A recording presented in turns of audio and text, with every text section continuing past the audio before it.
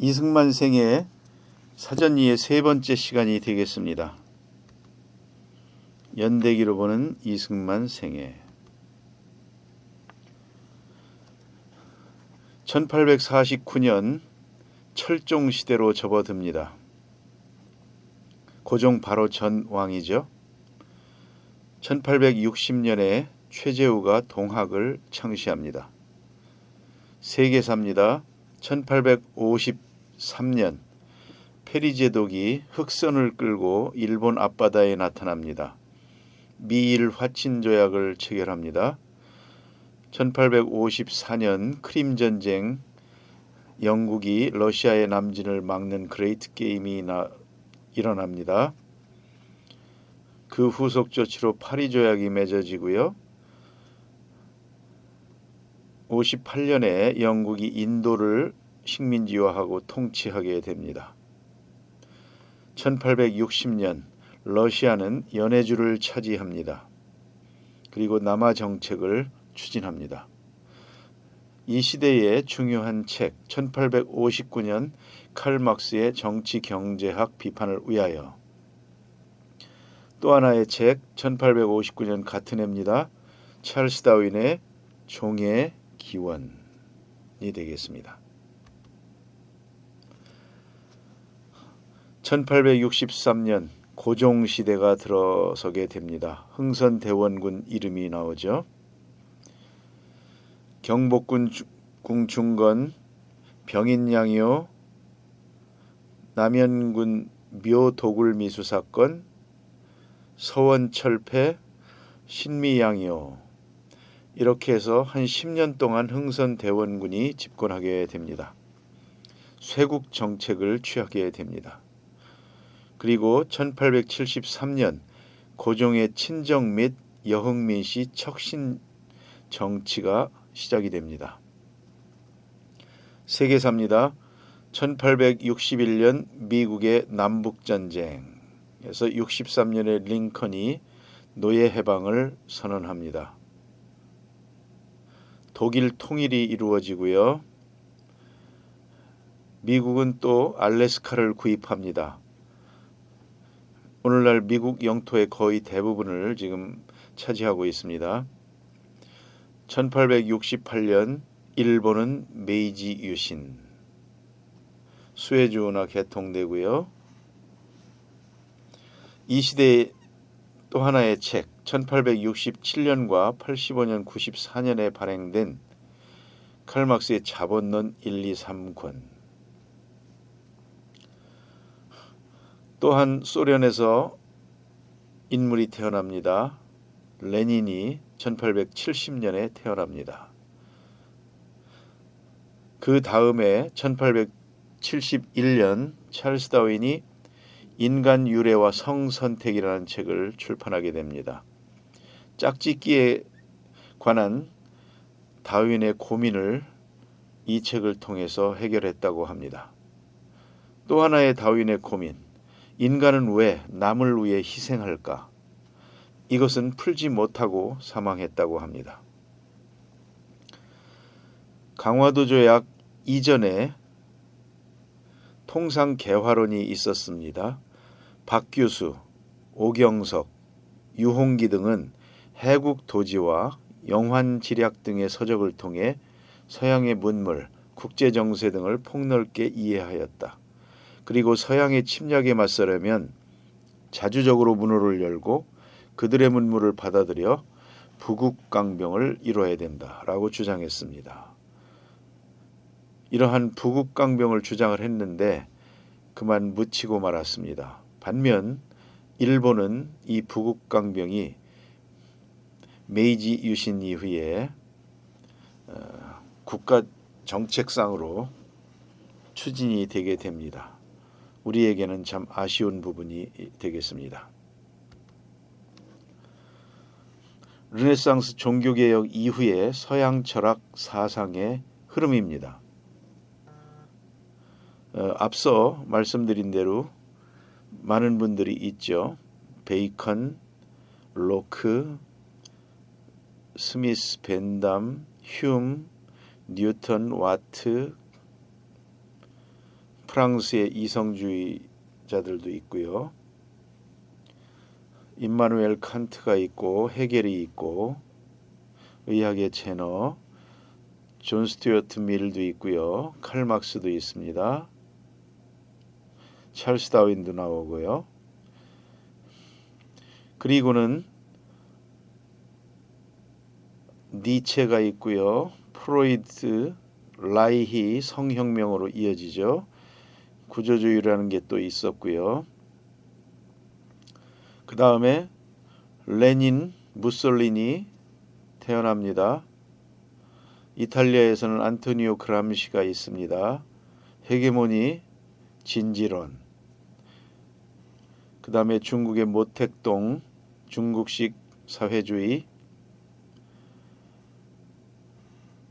그리고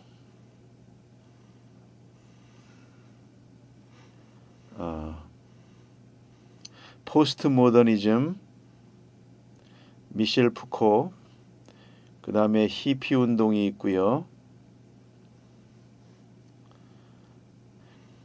그 당시에 유행했던 노래 존 레논의 Imagine, Give Peace a Chance, 티모시 리어리의 Come Together 등이 있습니다. 그리고 데리다, 버틀러 해체주의, 68 사회운동, 금지하는 것을 금지하라. 그렇게 됩니다. 오스트리아 학파와 프랑크푸르트 학파입니다. 자유주의, 개인주의, 시장경제, 작은 정부, 전체주의, 사회주의, 통제경제, 큰 정부. 이승만 경무대는 비서 하나 두고 나라를 다스렸다고 할 만큼 작은 정부였습니다. 윤치영이 그 당시 비서가 있었죠. 이것이 5.16을 거치면서 대폭 커졌고 문재인 정부에서 가장 큰 정부였습니다. 개인적으로 청와대 인원 또 예산 이런 부분과 우리나라 경제 규모를 역대 정부별로 비교표를 한번 작성하고 싶어지네요. 정치 이념을 표로 정리해 봅니다. 근대 정치 이념 3가지. 자유주의, 보수주의, 사회주의. 둘로 분류하면 자유주의, 사회주의. 마그나 카르타, 영국 시민혁명, 프랑스 시민혁명, 미국 독립혁명에서 자유라는 개념이 아주 중요하게 생겼습니다. 인간의 DNA는 사회주의일까? 칼 막스도 하이에크도 그렇다라고 대답합니다. 로빈슨 크루소가 될 수 없다. 혼자서는 자신을 지킬 수 없다. 그래서 집단에서는 권력이 중요하다. 자유의 관념 언제 싹 텄나? 정복과 지배 과정에서 국가의 자유와 재산권, 개인적 욕망의 추구와 경제적 자유의 핵심이 되겠습니다. 정치적 자유는 참정권, 국민주권, 경제적 자유는 재산권, 그 구현체는 시장이 되겠습니다. 개인을 발견하고 자유라는 가치가 중심적 가치로 확립된 것, 이것이 현대가 우리에게 준 축복이라고 말합니다.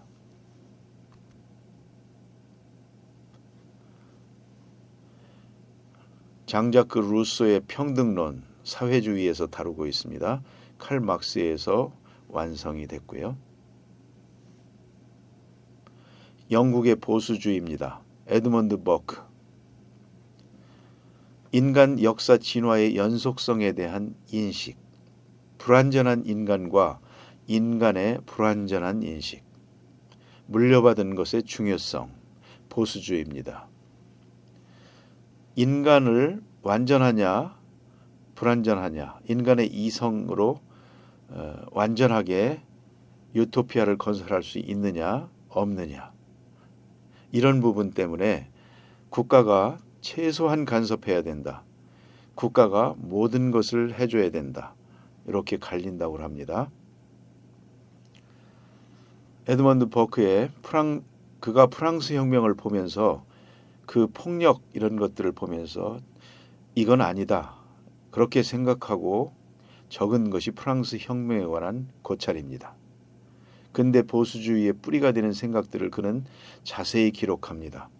그가 제일 우려했던 것은 프랑스 혁명이라는 이름으로 자행되는 무자비한 인권 탄압, 혁명이라는 이름으로 이루어지는 전통과 역사적으로 얻은 지혜와 쌓아놓은 성과들에 대한 무시, 또 일방적인 사회 개조를 위한 급진적인 전략 등이 긍정적인 측면보다 부정적인 측면이 훨씬 많다는 것을 강조합니다. 혁명에 의해서 엄청난 지적인 오만과 잘못된 방향으로 국가와 사회를 이끌 수 있다. 그래서 이런 위험이 가득 찬 혁명이 사회를 인도하기보다는 오히려 누적적인 변화와 발전, 그리고 전통에서 우리가 지켜야 할 덕목을 중시하면서 점진적으로 개선하는 국가 사회의 운영이 훨씬 더 인류에게 피해가 덜하고 긍정적인 변화를 이끌 수 있다. 이런 의견을 피력했던 것이죠.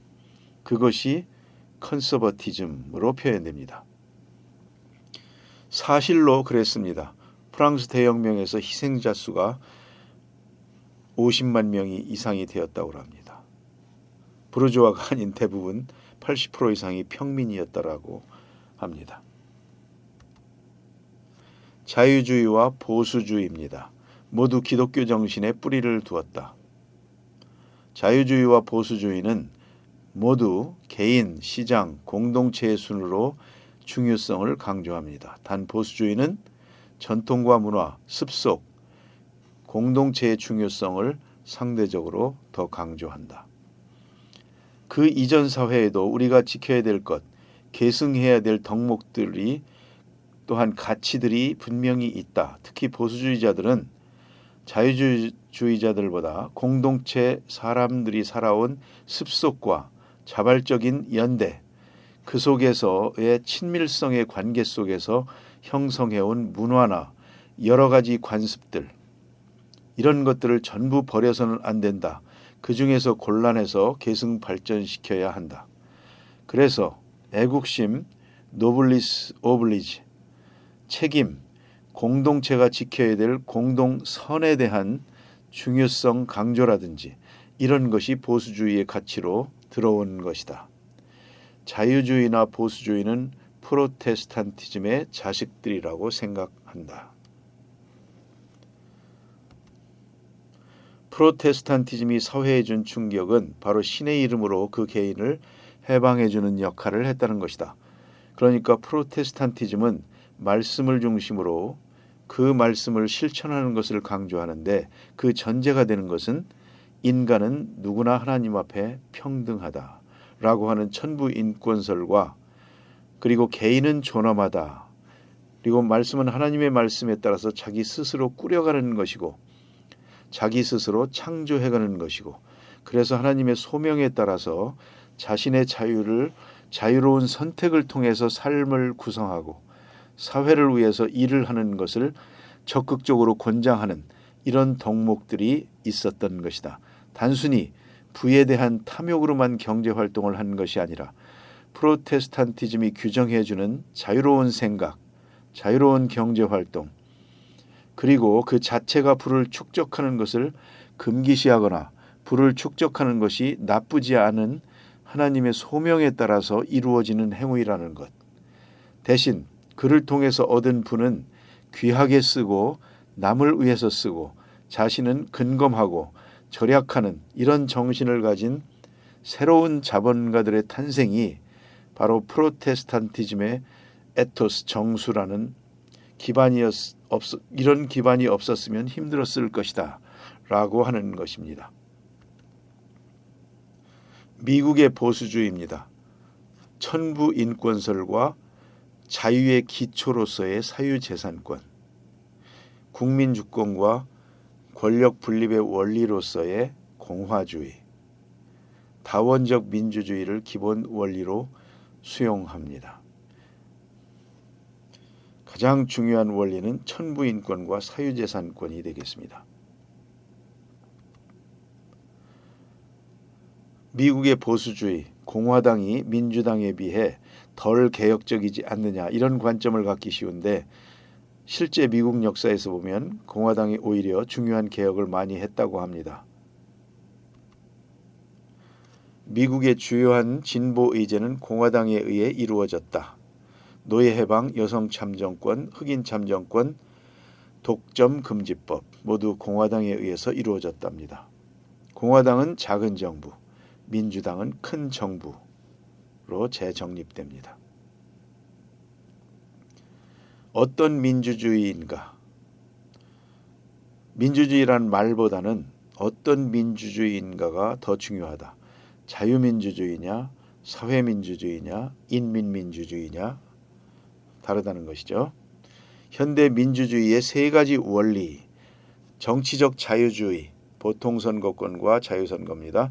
공화주의, 국민주권, 견제와 균형, 공공선을 추구합니다. 대의제, 의회민주주의와 자치가 되겠습니다. 과거 귀족 정치가 가지고 있었던 탁월함을 어떻게 계속 가질 수 있는가? 품격, 노블리스 오블리제, 탁월한 사람들이 지배하는, 통치하는 덕목들은 현대 민주주의에서도 끌고 와야 된다. 이렇게 생각한 것이죠. 이걸 끌고 오면 미국의 상원이나 하원 의원들이 어떤 사람들이 돼야 하느냐? 탁월한 사람들이 돼야 된다는 것입니다. 탁월한 사람들이 민주주의를 운영해야만 소위 민주주의가 갖고 있는 또 다른 위험, 폭민정치라든지 우중정치라든지 선동정치라든지 이런 위험으로부터 벗어날 수 있다고 보는 것이죠. 다원적 참여민주주의는 대의제 민주주의 보완제다. 직접민주주의는 대의제의 한계를 보완하는 요소로서 이해되어야 한다. 직접민주주의를 지나치게 강조할 때의 위험성을 또 말하고 있습니다. 포퓰리즘, 폭민주의, 선동정치입니다. 인류 역사의 흐름에 관한 책들입니다. 찰스 다윈의 인간의 유래, The Descent of Man, 인간의 하강이 되겠죠. 신성을 가진 인간에서 짐승으로. 제이콥 브로우노스키가 인간 등정의 발자취, 거꾸로 The Ascent of Man, 인간의 상승입니다. 다윈과는 방향이 다르죠. 그래서 짐승으로 내려갔던 인간을 다시 인간으로 올려놓는 그런 책들입니다. 기타 인류 역사의 흐름을 설명하고 있는 책으로 여러분들이 잘 아시는 총균세, 사피엔스, 제3의 물결 등이 있습니다. 이것으로 사전 이해를 마치고 다음 시간부터는 이승만의 생애로 들어가겠습니다. 감사합니다.